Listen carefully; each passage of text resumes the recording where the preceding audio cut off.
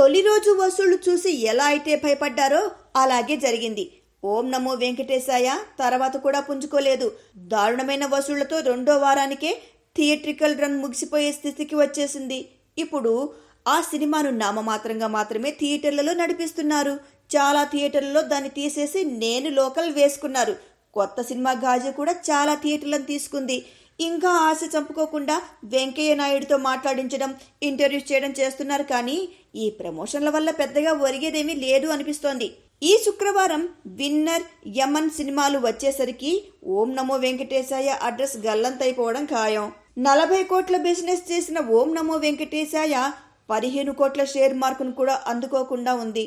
దీంతో బయ్యర్లకు భారీ నష్టాలు తప్పవు.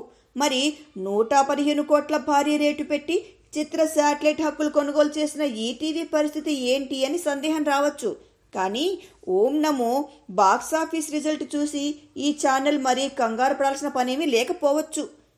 ఈ మధ్య కొన్ని సినిమాలు థియేటర్లలో ఆడకపోయినా బుల్లితెరపైన యూట్యూబ్లో మాత్రం సూపర్ హిట్లు కొడుతున్నాయి.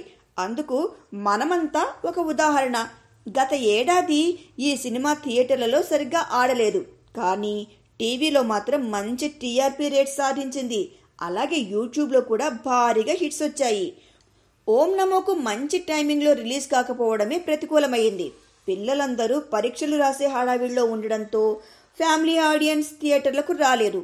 ఇలాంటి సినిమాలకు ఫ్యామిలీ ఆడియన్సే కీలకం. వాళ్ళు మిస్ అవడంతో సినిమాకు ఇలాంటి ఫలితం వచ్చింది.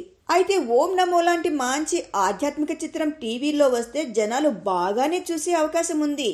మంచి టైమింగ్ చూసుకొని సమ్మర్లో వీకెండ్ రిలీజ్ చేశారంటే మంచి టీఆర్పీ రేటింగ్స్ వచ్చే అవకాశం ఉంది. తెలుగు టీవీ చరిత్రలో అత్యధిక రేటింగ్ తెచ్చుకున్న సినిమా శ్రీరామదాసు అన్న విషయం కూడా ఇక్కడ గుర్తుంచుకోవాలి. కాబట్టి ఓం నమో టీవీలో హిట్ అయ్యేందుకు మంచి అవకాశాలున్నట్టే. Please subscribe. Hi, it's me Purna. Please subscribe.